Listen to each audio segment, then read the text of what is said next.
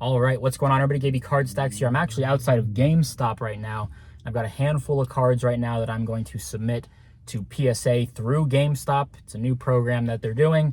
So I'm going to see how easy it is. I'm going to show you what I am sending in, what I expect the grades to be, and then I'll update you on the timeline and all of that.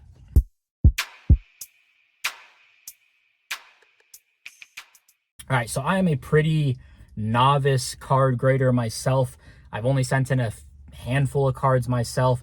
A lot of times I send it to DT Sports Cards for review. They'll prep, review, pre-assess, and grade them, send them off to PSA themselves. We'll see. This is a new process. I just recently got a GameStop membership when I bought Bowman Megas. The perks just kind of made sense, and then they had grading, and it was going to force me to grade more just with this $5 off coupon. So I'm told it's $20 per card. No shipping is associated. They ship it out. I called before. They say that they ship out every single Monday. Today is Sunday. You'll probably see this Wednesday. So I'm excited. I'm excited to see what this process is like. I'm excited to send off some cards, get them graded. One of my goals for 2025 was to have one submission for PSA every single month this year. So last year I did every quarter. This year we're upgrading it. We're going to do every single month. I reviewed about 200 cards last night. And I was a little, not frustrated, but I was like, man, like there's just all these minor issues. I don't know what it's going to grade. Does this drop it down a full grade? I was in our Discord kind of getting some advice. Again, I'm very new to grading and just not the most knowledgeable when it comes to that. We're learning. But I ended up coming up with 6 cards.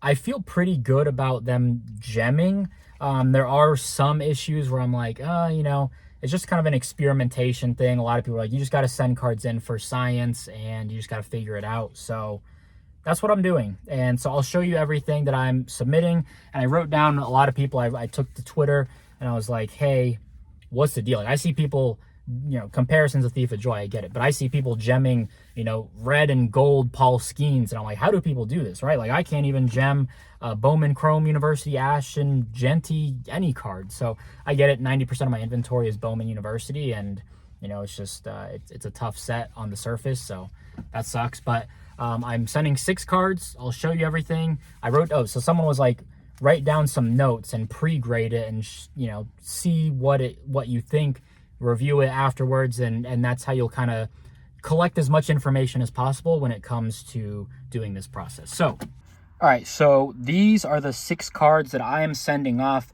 and I have notes on all of them. So I'm sending in this Tetro McMillan Panini Instant. I paid about $30 for these. They were 30% off on Panini's website. Put them all in new supplies and such. This I expect to 9. This has some minor surface issues on the front and back. It's tough to tell just because it's like almost like a Topps baseball type texture, or I guess stock. So I get a little weary, or just, I don't know, I get a little nervous, but I think that'll 9. It has a shot to 10, I guess. I don't know. This is a lot of science, but that's what I'm expecting. This Ash and Genty actually looks pretty clean. Like, I would say, there's my dog's hair. I would say this has a 10. It did have a little mark like right here, but I just kind of kept wiping at it and it just kind of fell off. So I'll take it. This one looks pretty good though. I hope that is a 10. We got Garrett Nussmeier on the Teal Lava. Maru-chan, who has encouraged me throughout this whole process. He loves submitting through GameStop, which I get. We'll see as I go in, but Garrett Nussmeier. This one looked pretty clean. There are 2 minor surface marks on the front. There was like a very, very minor speck here, and then like at his hip above the LSU logo somewhere. Very, very minor, but I hope that one 10s.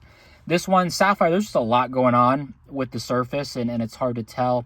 But this one I feel pretty decent about, and even if it gets a 9, no, that's a used top loader there, just some funky stuff down there. But this one I feel okay, whether it's a 9 or a 10. If it gets an 8 and I miss something, then that sucks. But this one had a very, very minor dimple, like on the purple, like a very, very, very minor on the purple, right in between the name and the card number there.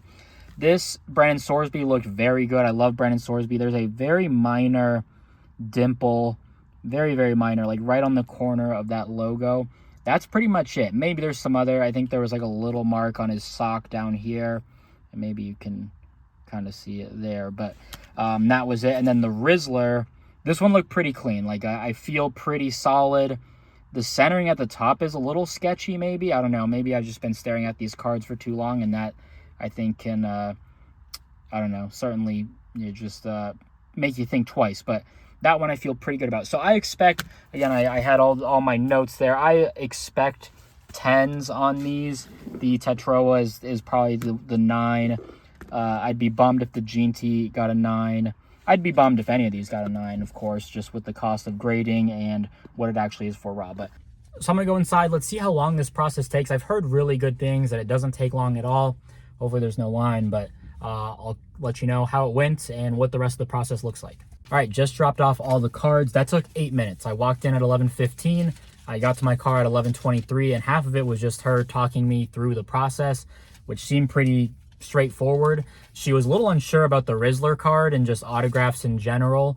She was like, were these like, in-person autographs or already from the manufacturer? So she had to confirm if they did the Pop Century and Rizzler, like, I don't know, just threw her off a little. So she said they get tons of submissions. I was the third one of the day. They've only been open for like an hour, and it's a ton of Pokemon. I was the only sports card submission that she's had, and I think in this batch that they're shipping out tomorrow. So that was interesting. She was super cool about it. She was pretty knowledgeable just about the process and updating on, you'll get this email, 45 days out. They're just kind of thrown in a back drawer or whatever that just is labeled PSA. Not the most secure thing in the world. I hope that's locked up at some point just for security purposes. But yeah, I'm excited. That was pretty easy. You pay up front. So I paid $115 for the 6 cards.